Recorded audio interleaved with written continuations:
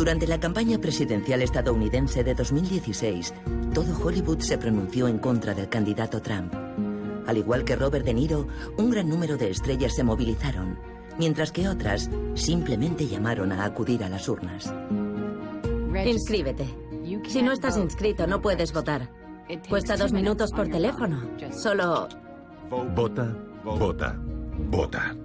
La elección de Donald Trump solo sirvió para fortalecer el movimiento y las estrellas de cine continúan levantándose contra el presidente electo. Pero no es nada nuevo que Hollywood se involucre en lo que sucede en Washington. Actores y actrices se han manifestado siempre contra la guerra, han criticado al poder, han luchado en defensa de sus ideas o se han involucrado directamente en la política. A lo largo de décadas, su voz ha jugado un papel especial. Hollywood es un motor de movimientos de protesta y el reflejo a través de las épocas de una sociedad estadounidense cambiante.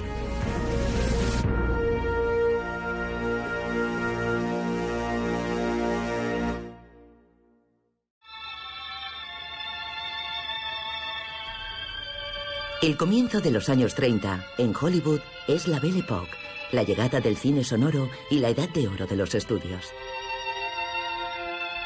En Europa es el ascenso del fascismo y la llegada de Hitler al poder, una pesadilla que la fábrica de sueños californiana observa con horror. Hoy en Estados Unidos creemos que todos reconocimos a Hitler como el mal absoluto y lo denunciamos, pero es un mito. Los estadounidenses no denunciamos a Hitler. En noviembre de 1936, el 95% de los estadounidenses no querían saber nada con lo que estaba ocurriendo en Europa. E incluso en julio de 1941, el 79% de los estadounidenses no querían involucrarse en la guerra. Un pequeño grupo de Hollywood asumió la responsabilidad de decir que había que luchar contra Hitler y que la democracia estaba amenazada. Fundaron la Liga Antinazi de Hollywood.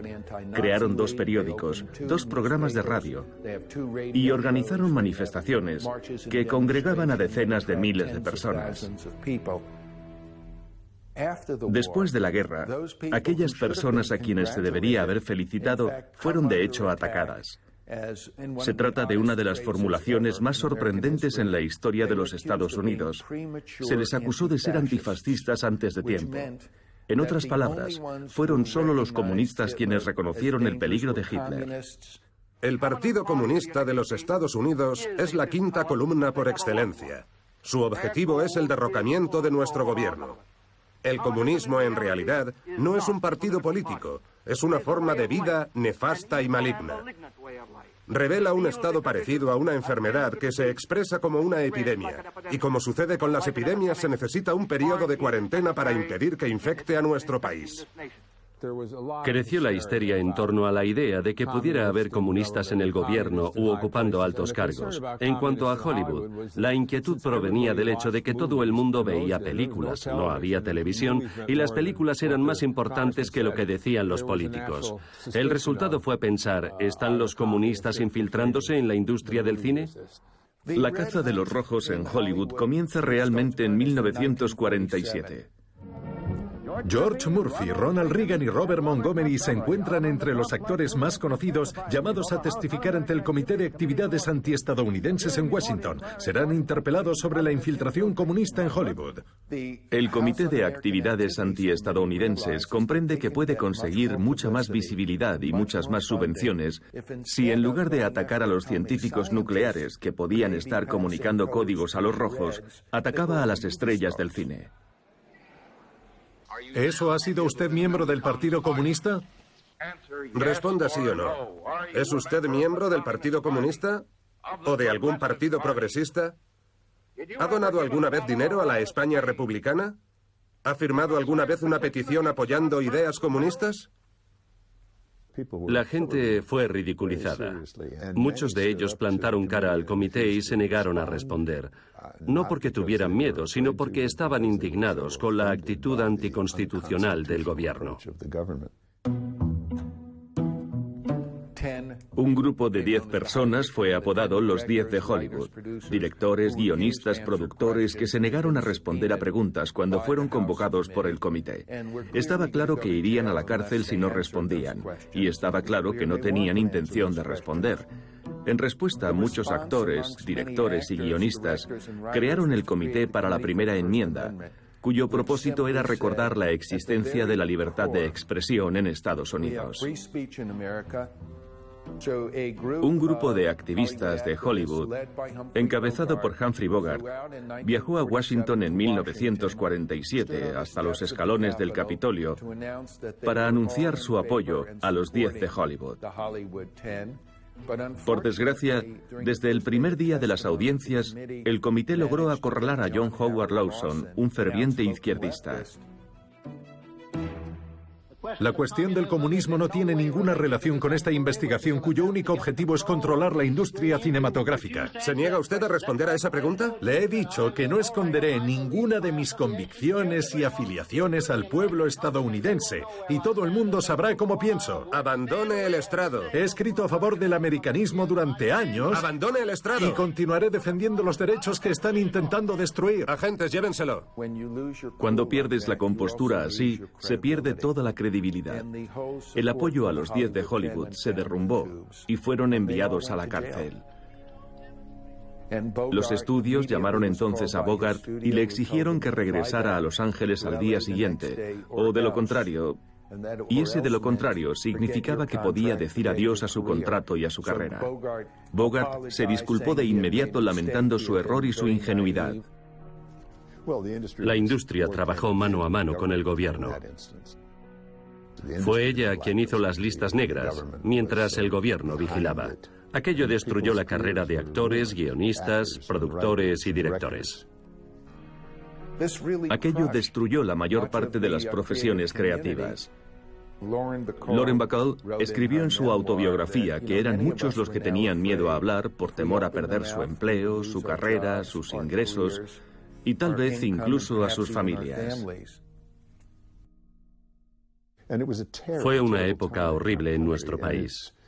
70 años más tarde se organiza un evento aquí en Los Ángeles como una manera de decir a la gente, no olvidemos quiénes somos. Vivimos en un país en el que ciertas fuerzas desean controlar lo que decís y lo que pensáis. El miedo a una terrible reacción violenta silenció a Hollywood. La gran mayoría de Hollywood permaneció en silencio hasta la elección de John Kennedy en 1960. Ello marca el fin de la caza de rojos y del Comité de Actividades Antiestadounidenses y el inicio de una era política más a la izquierda, durante la cual las estrellas pueden de nuevo expresarse sin temor a ser procesadas o perseguidas. Desde el principio, la presidencia de Kennedy está marcada por el creciente movimiento por los derechos civiles. Un viento de libertad comienza a soplar y Hollywood se convierte en uno de los más ardientes defensores de la igualdad entre negros y blancos. El papel de Hollywood en la lucha por los derechos civiles comienza con Belafonte. Said anything about dropping me. Then you know where to find me.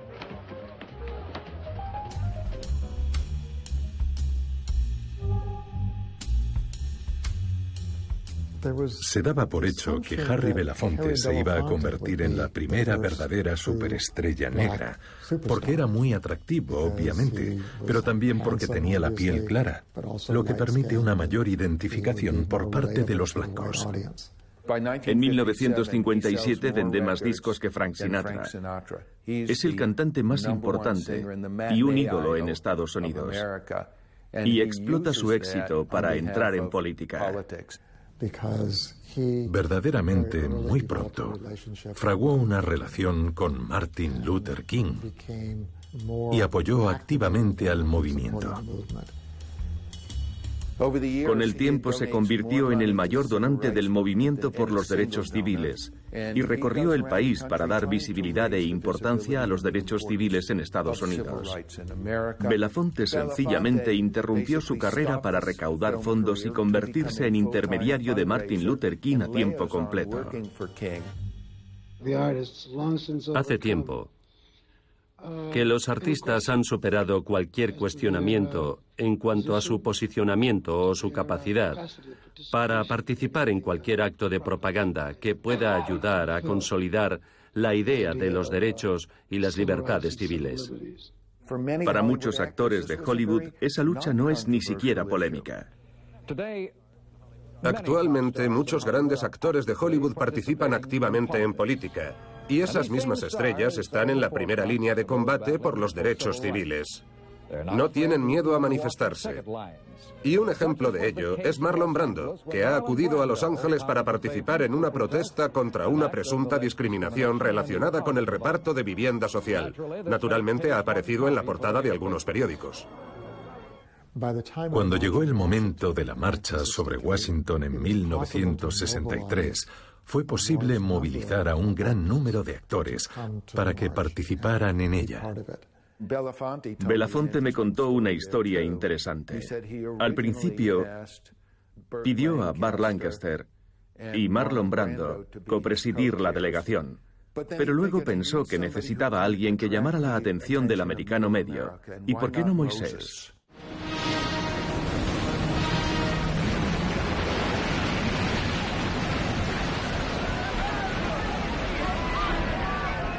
Charlton Heston fue la primera estrella de Hollywood en manifestarse a favor de los derechos civiles. En 1961 viajó a la ciudad de Oklahoma a manifestarse en contra de la segregación. Su presencia llamó la atención de todo el país. Así que Belafonte sabía que si podía contar con Heston, podría llegar a la América que adoraba a Moisés.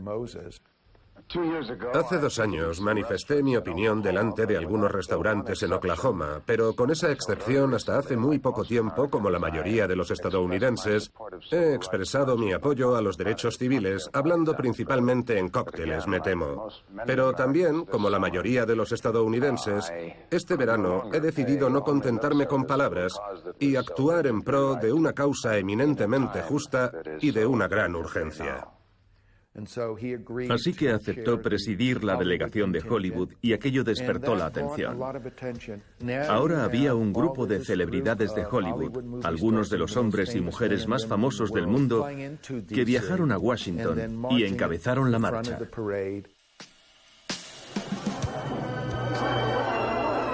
Cerca de 200.000 personas procedentes de todo el país y una multitud de celebridades de Hollywood han dejado sus quehaceres para estar allí en persona. Pueden reconocer a las estrellas mientras se aproximan al podio. Sidney Poitier, Burt Lancaster, Sammy Davis Jr., Paul Newman, James Garner, Marlon Brando. El autor James Baldwin con Brando, Harry Belafonte, Charlton Heston. Se esté o no de acuerdo, es un hecho. Las estrellas del cine actual quieren ser escuchadas, ya sea acerca de los derechos civiles, la política o cualquier otra cuestión. Es solo otra faceta de ese maravilloso lugar llamado Hollywood. Hollywood ayudó a cambiar las mentalidades racistas. La mayor parte de los actores, y con razón, veían su trabajo como el mejor medio para luchar por la igualdad de derechos, porque una película la ven millones de personas y puede cambiar actitudes. He thinks you're gonna faint because he's a Negro. Well, I don't think I'm going to faint. Por primera vez en el cine del gran público, tenemos una película que cuenta la historia de amor entre un negro y una blanca. Sin la popularidad creciente de Sidney Poitier, no creo que hubiéramos tenido un presidente negro. Él fue la primera estrella negra de la taquilla, y los blancos estadounidenses tenían una actitud muy positiva hacia él. Representaba un tipo de negro con el que se podían identificar y al que incluso podían admirar.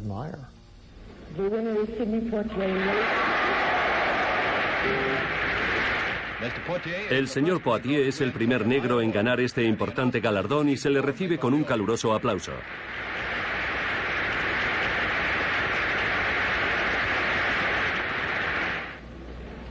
Ha sido un largo camino para llegar hasta aquí. Solo les puedo dar un agradecimiento muy especial.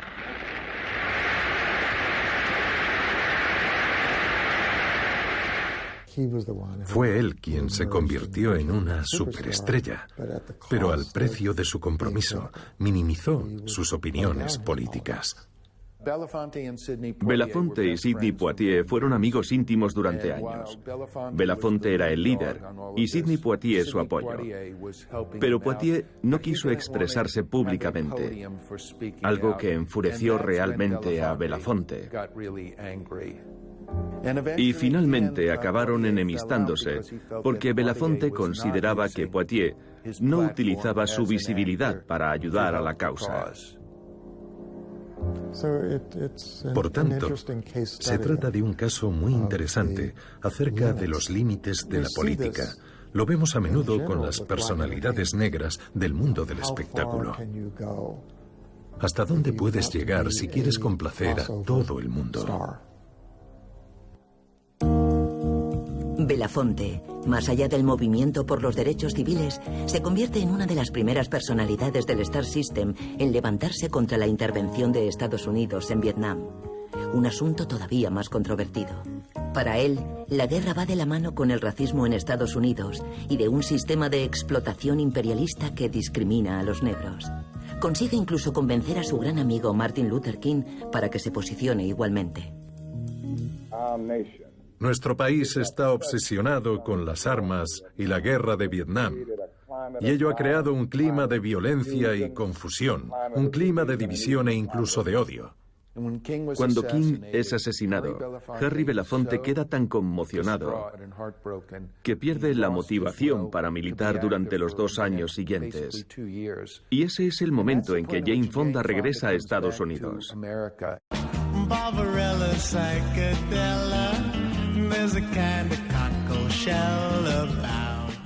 En 1968 había vivido en París. Se codeaba con la izquierda francesa, Simone Signoret, Jean-Paul Sartre. Son ellos quienes conforman su educación política, y también su marido, Roger Vadim, regresa a su país más entusiasta que bien informada.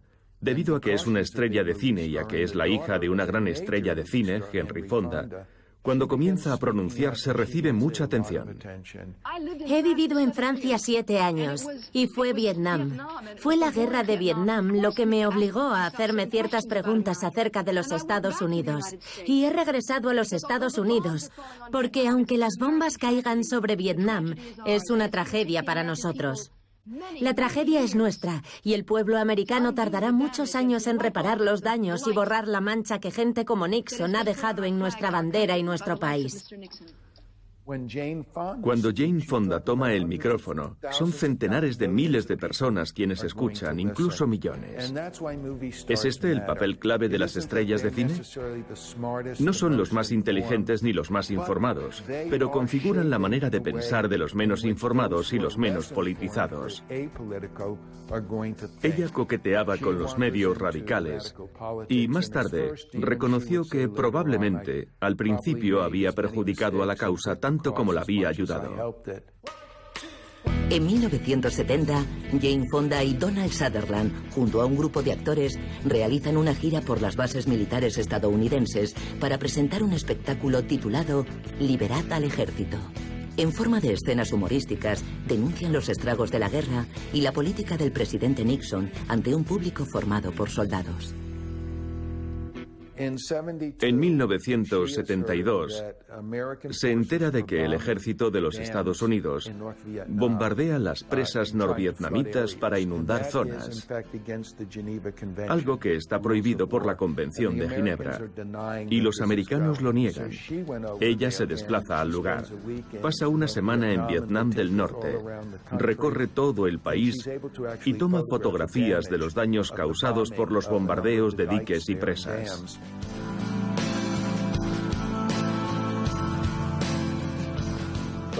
Pero en un momento determinado, le piden que se siente sobre un cañón antiaéreo para fotografiarla. Más tarde, en el transcurso de una entrevista, me dijo lo siguiente: Yo quería ser educada. Habían sido tan amables conmigo, así que me puse un casco antiaéreo y me senté. Y de repente me di cuenta, ¡ay, Dios mío! Estoy sentada en un cañón antiaéreo que se utiliza para derribar aviones estadounidenses. Me levanté de un salto y pedí el carrete. No quería que me vieran así. Ellos me dijeron que no me preocupara, que era solo para archivos internos, que no aparecería en ninguna parte. Ella dio su consentimiento y al día siguiente la fotografía apareció en los periódicos de todo el mundo. Fue así como la apodaron Hanoi Jane. A día de hoy sigue siendo una estrella de cine y la actriz más odiada de la historia de Hollywood. Oí hablar de Hanoi Jane. Pero, ¿quién es esa? Ah, ¿Jane Fonda? ¿Pero qué ha hecho? ¿Estás de broma? No tengo ni idea de qué mosca le picó a aquella señora. Mientras nosotros atravesábamos la jungla, ella estaba en Hanoi, relacionándose con los altos mandos. ¿Pero por qué hizo eso? ¿Se creía que estaba en una película? Pero aquello no era una película, querida. Era la vida real. Cuando te marchaste, ¿qué crees que hicieron con los cañoncitos que tenían allí? Apuntaron con ellos al cielo y siguieron derribando aviones. No sé, es un disparate. Todavía hoy, jamás hablo de ella. Para mí no existe. Y mi mujer me dice, pero aquello sucedió hace 50 años, cariño. Pero esa señora todavía me subleva. Es la única. Yo puedo superar muchas cosas, pero esa es imposible. Actualmente, todavía puedes encontrar en Internet artículos en los que pone «Jane no me cae bien». Hay inodoros con su fotografía en los que orinas sobre Jane Fonda y muchas otras cosas todavía peores. Puede que algunas personas me aprecien como actriz, pero se sienten amenazadas por lo que tal vez yo represento para ellas. Creo que existe hostilidad hacia mí y tardarán mucho tiempo en darse cuenta de que no soy comunista, de que creo en las mismas cosas que ellos. Pienso que hay que tener el valor de decir que se necesitan cambios muy profundos. Y no se trata de poner parches, sino de cuestionar de raíz el poder corporativo que ha tomado las riendas de la economía de este país.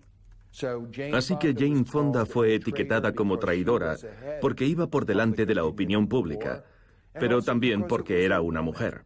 Si hubiera sido un hombre no habría recibido tantas críticas como una mujer que les dice a los hombres que dirigen el mundo que lo están haciendo mal. Los hombres no quieren escuchar eso.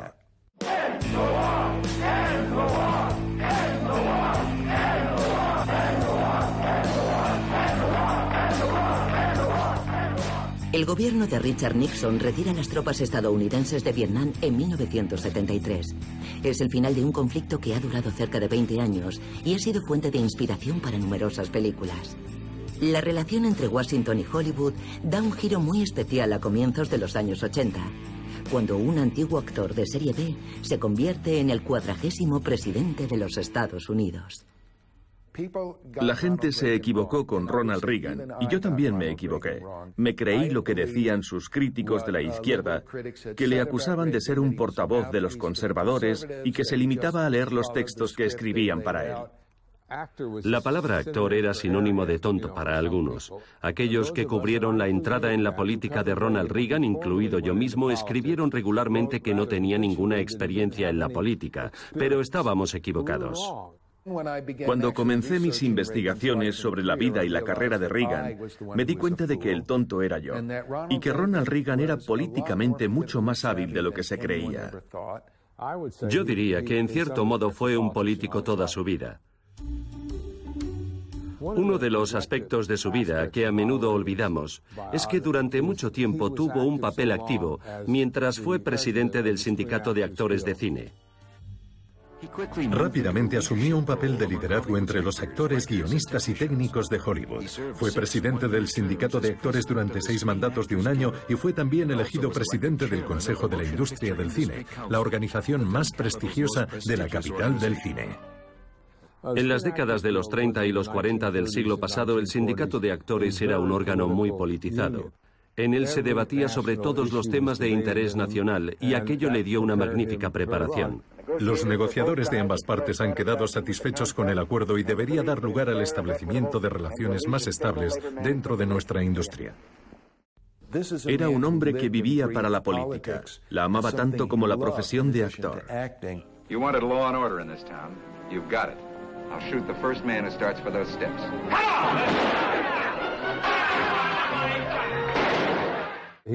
Era muy popular y famoso. Siempre interpretaba papeles de hombre bueno. Era el hombre recto.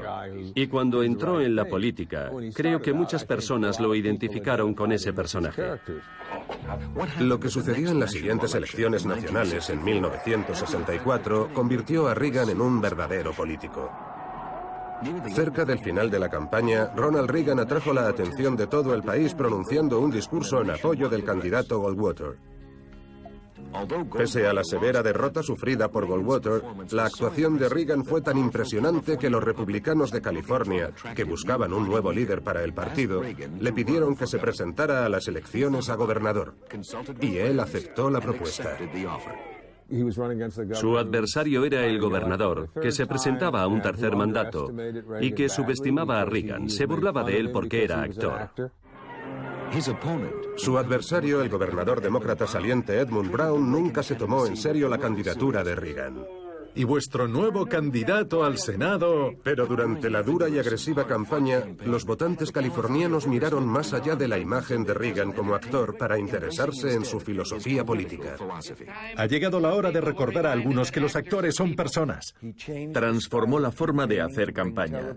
Usó la televisión como nadie lo había hecho hasta entonces. Y comprendió mejor que ningún político que había que vender la política como se vende una película. Como cuando se lanza un taquillazo. Hay que crear unas expectativas y convencer a la gente de que es lo mejor que se ha hecho desde el invento de la bombilla. Ganó las elecciones con casi 1 millón de votos de diferencia y se convirtió en una figura nacional. Primero porque era actor, pero sobre todo porque California era y sigue siendo el estado más popular del país. Así que su gobernador tiene, por regla general, mucho que decir a nivel nacional.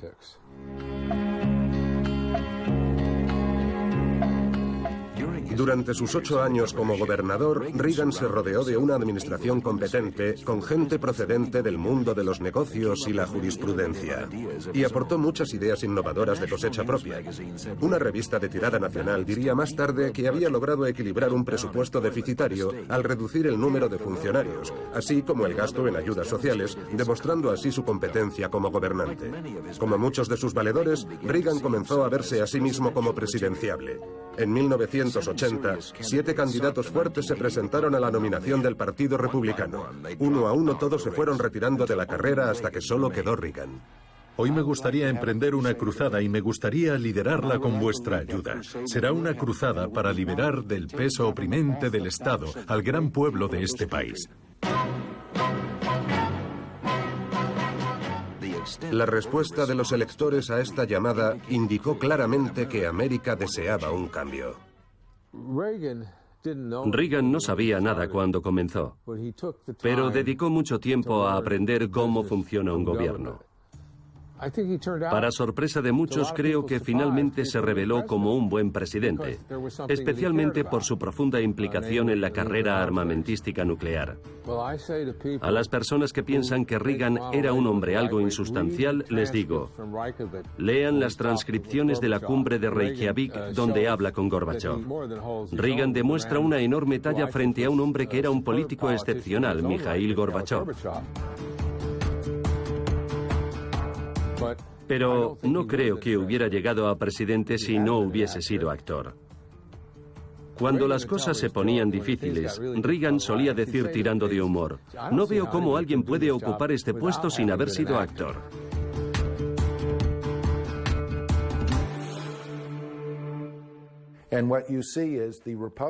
Y vemos que los republicanos en Hollywood en realidad han tenido más éxito electoral que los demócratas de Hollywood. Ha habido muchos más progresistas en Hollywood que conservadores. Pero la diferencia es que la izquierda de Hollywood generalmente se ha involucrado políticamente en las causas, y los propios republicanos, aunque mucho menos numerosos, Han buscado tener poder estatal. No han defendido las causas. Han intentado integrar y liderar gobiernos, ya sea federales o federados. En ese sentido, diría que han tenido más impacto en la política de los Estados Unidos que la izquierda hollywoodiense.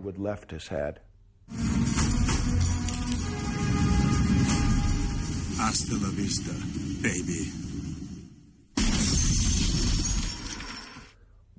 La mayoría de las estrellas de Hollywood tenían raíces en uno de los dos partidos políticos. Arnold Schwarzenegger no tenía vínculos con ningún partido, pero usó la fama de su personaje para llevarlo a la victoria. Era el hombre más célebre en Liza. Todo el mundo conocía a Terminator. Incluso usó las réplicas de sus películas como: voy a decirles a todas las chicas del Congreso que no están haciendo bien su trabajo. Hasta la vista, baby. Se creó una imagen de independiente, de alguien por encima de la arena política, que sabía lo que tenía que hacer y sabía cómo hacerlo. Anunció su candidatura en un programa de entretenimiento, se mantuvo alejado de los programas informativos del domingo por la mañana y dio prioridad a emisiones especializadas en Hollywood, en las cuales no se hacen preguntas comprometidas y donde podía hablar todo el tiempo que quisiera. Fue muy inteligente.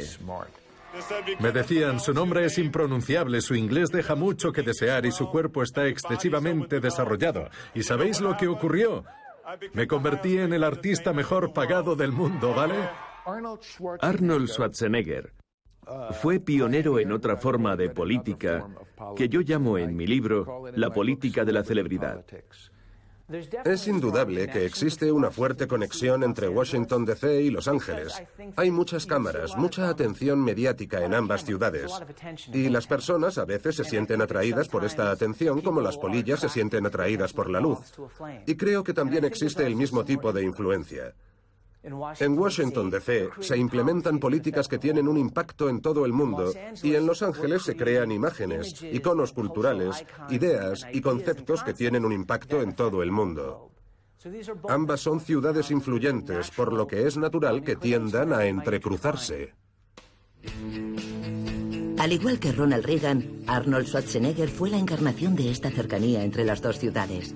Gobernador de California de 2003 a 2011, Gobernator se distinguió especialmente por reconocer la realidad del cambio climático, algo que negó el presidente George Bush. Arnold Schwarzenegger ha firmado leyes que reducen drásticamente las emisiones de gases de efecto invernadero en su estado. Fue uno de los líderes en el tema de la esfera política. Pero Hollywood había enarbolado la defensa del medio ambiente desde los años 90.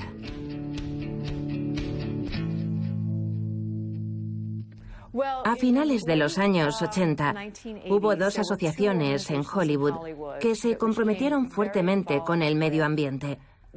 Una fue ECO, la Oficina de Comunicaciones de la Tierra, y la otra, EMA, la Asociación de Medios Ambientales. Su labor consistía en colocar mensajes a favor del medio ambiente en contenidos hollywoodienses.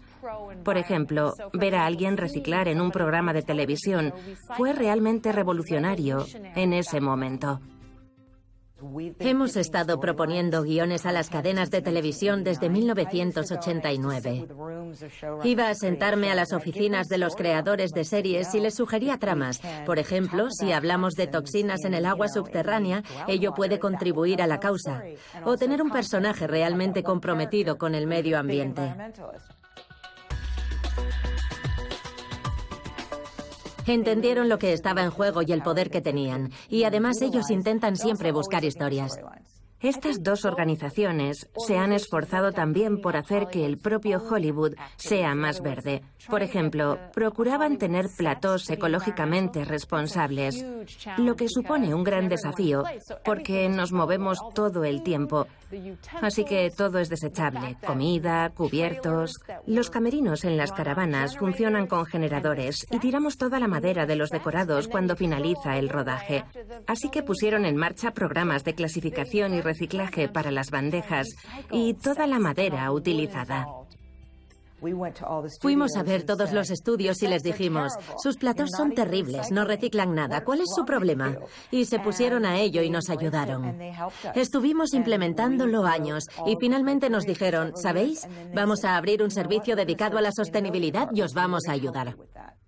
Los platós de rodaje son mucho más ecológicos que antes, gracias a este grupo. Creo que estábamos ciegos a ese respecto. Y creo que mi generación en general ha tardado en despertar. Pero ya hemos abierto los ojos y la generación que viene detrás de nosotros es mucho más consciente. Y cuando miro a mis propios hijos, su comportamiento es totalmente distinto al mío a su edad.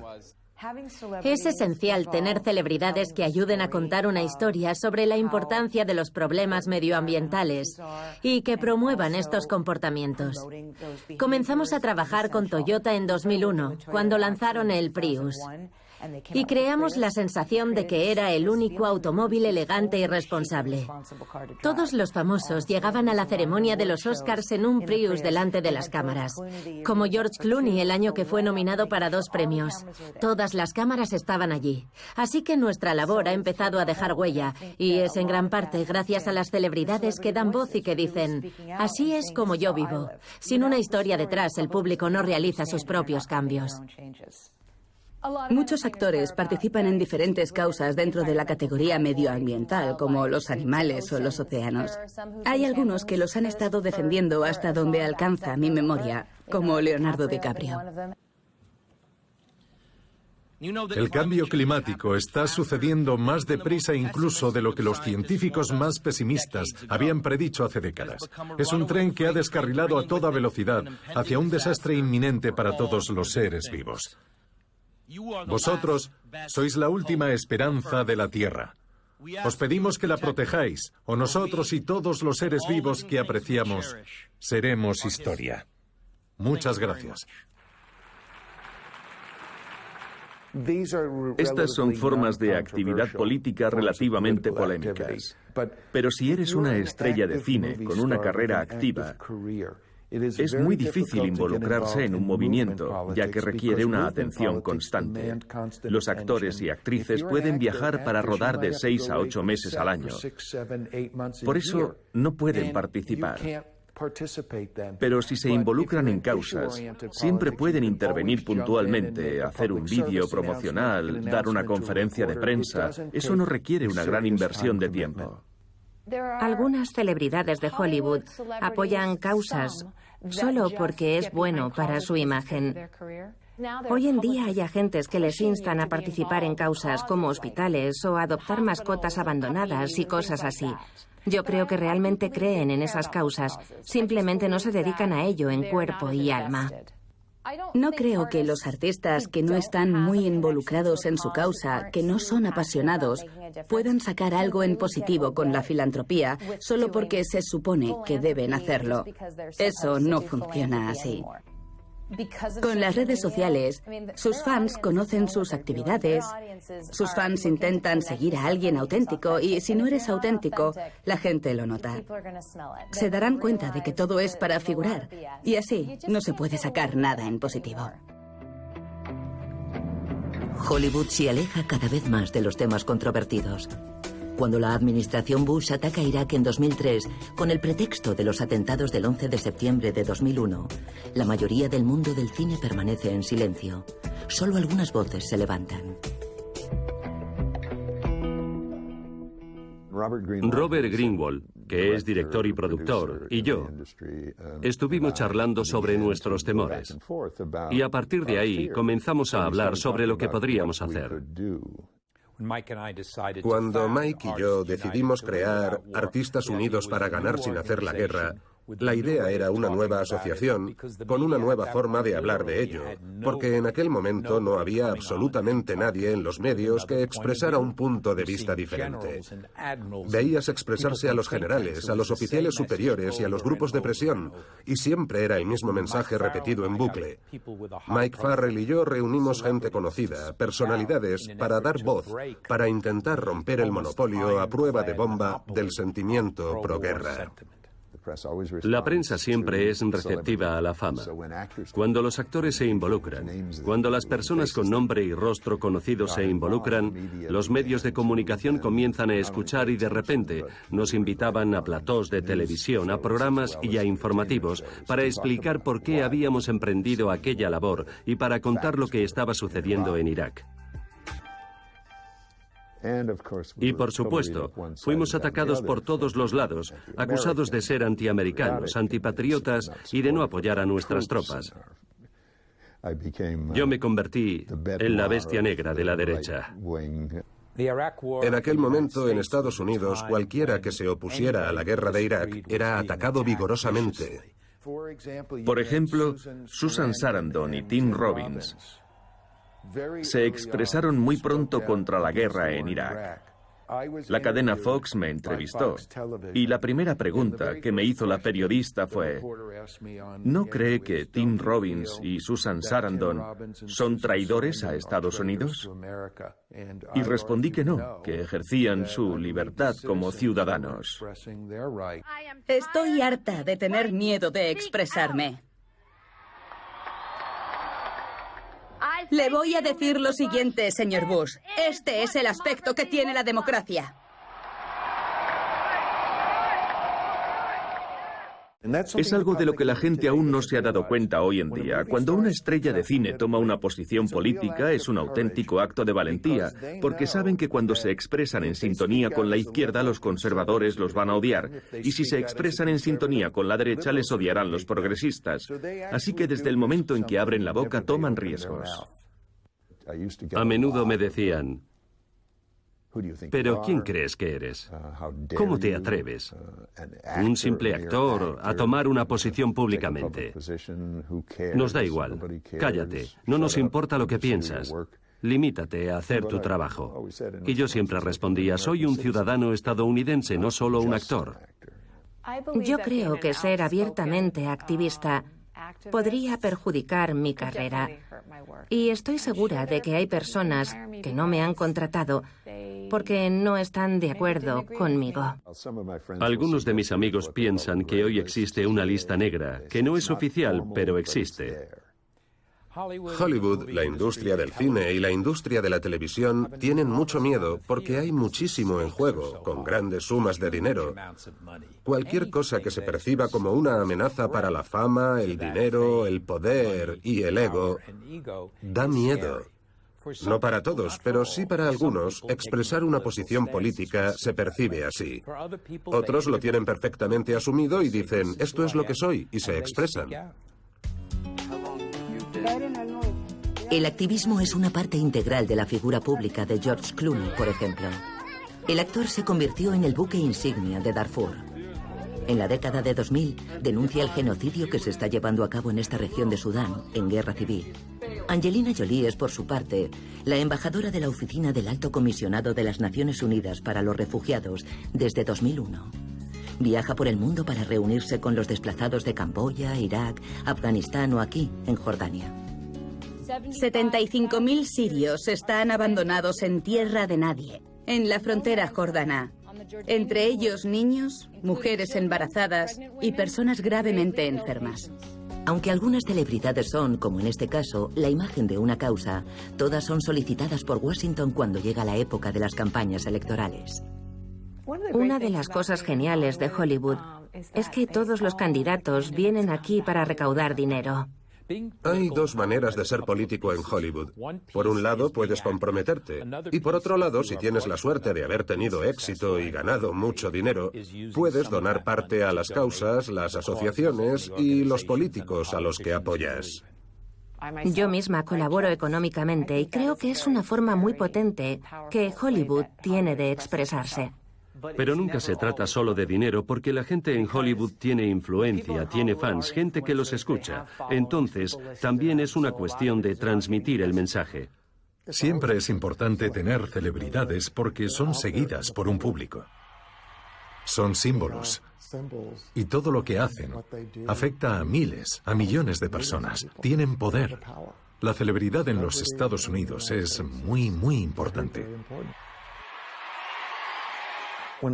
Cuando una estrella de cine dice algo o apoya a un candidato, no es que ella piense que los estadounidenses la seguirán inmediatamente y harán todo lo que ella diga. Los estadounidenses no son tan estúpidos como eso. Por ejemplo, cuando Oprah apoyó a Obama, y fue la primera vez que apoyó a un candidato, una encuesta de NBC reveló que solo el 3% de los estadounidenses respondió sí a la pregunta, ¿va a votar por Obama porque Oprah lo apoya? La NBC hizo la pregunta equivocada. Fue como preguntar, ¿eres estúpido? La encuesta de la CBS sí hizo la pregunta correcta. ¿Se inclinará a prestar atención a Barack Obama debido al apoyo de Oprah? Y ahí entre el 35 y el 36% respondió sí. La idea es que si una estrella a la que estimamos hace una declaración sobre un tema, es mucho más probable que prestemos atención a esa persona o a esa causa. Fue cuando dio el discurso sobre la raza cuando dije, no puedo negar lo que siento por ti, Barack Obama. Quiero que seas presidente. Quiero verte en la Casa Blanca. Trabajé en la campaña de Obama con artistas que le apoyaron. Y la energía y la pasión de esos artistas por este candidato era tangible. America, yes we can repair this world. Yes we can. Yes we can. Put your hands up if you think we can. Yes we can. Yes we can. If you believe we can, put your hands up. Yes we can. Yes we can. Hay muchos representantes y agentes que tratan de evitar que sus clientes apoyen a un candidato, porque si tienen fans que votan a uno republicano, por ejemplo, no tienen por qué decepcionarlos diciendo que ellos votan a uno demócrata. Pero no siempre sucede así. Muchas personas están dispuestas a correr el riesgo, pero es un riesgo. Yo he hecho campaña para candidatos en las elecciones presidenciales, senatoriales del Congreso y también en elecciones locales. Y muchos de ellos me han decepcionado. Así que se trata de tomar la decisión correcta hoy en día. Pero creo que es importante y urgente comprometerse. Excuse me, where's the lobby? Down the hall and to the left. Thanks.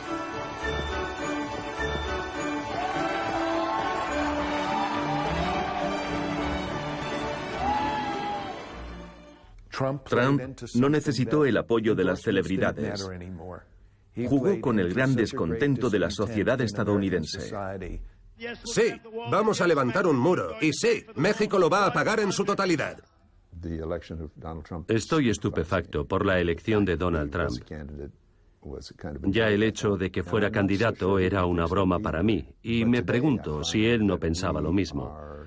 Pero hoy estamos cosechando lo que hemos sembrado al elevar al rango del hombre potencialmente más poderoso del mundo, a quien para mí es una persona enferma, que no puede evaluar correctamente una situación y responder a ella adecuadamente. Nunca nos dejaremos intimidar por los medios de comunicación deshonestos, dispuestos a decir y a hacer cualquier cosa para que la gente vea sus programas. No, tú tampoco. No contestaré a vuestras preguntas. Tú eres deshonesto. Adelante. Siempre existe el temor de que con Trump y un gobierno de derechas podamos regresar al macartismo. Creo que es importante estar vigilante, pero no creo que eso vaya a suceder, porque el Partido Republicano no está dispuesto a seguir a Trump en esa dirección. Creo que una gran cantidad de legislación progresista que se ha aprobado en los últimos años será desmantelada por este gobierno, pero no creo que vayamos a volver a las listas negras y a los días oscuros de la caza de rojos.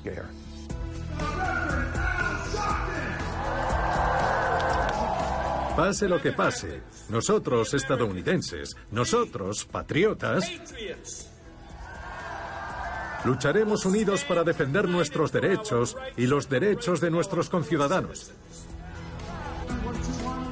La politización de Hollywood se ha intensificado indudablemente bajo el gobierno de Trump. Personas que nunca antes se habían involucrado, que no eran activistas, empiezan a comprometerse. Muchas personas nos llaman para preguntar, bueno, ¿qué puedo hacer? ¿Cómo puedo involucrarme? ¿Dónde pueden mi energía, mis dólares y mi celebridad marcar la diferencia y ayudar a cambiar el rumbo? En ese aspecto realmente unificó a mucha gente. En Hollywood veo más intensidad, más rabia y más deseo de hacer algo. La ira está en auge, especialmente entre las mujeres. Al comienzo de su mandato, Donald Trump tomó medidas que amenazaban directamente la planificación familiar y el derecho al aborto. De inmediato, se organiza una marcha de mujeres en Washington y en numerosas ciudades del país. La dinámica se intensifica en el otoño de 2017, después de las acusaciones de agresión sexual y abuso de poder contra el gran productor de Hollywood, Harvey Weinstein. Nace un verdadero movimiento por los derechos de las mujeres. Un movimiento nacido directamente en la industria cinematográfica y que une de nuevo a los estudios y a Washington. Hace un año estuve aquí. Estaba embarazada y hablamos del comienzo de una revolución. Hoy mi nueva hija ya camina. Y gracias a vosotras, la revolución está en marcha. Vosotras le habéis dicho al mundo que ha llegado la hora de acabar con la violencia. Le habéis dicho al mundo que ha llegado la hora de acabar con el silencio. Le habéis dicho al mundo que ha llegado la hora de un nuevo día, la hora de escuchar los deseos, necesidades, anhelos y placeres de cada persona. Hagamos una revolución del deseo.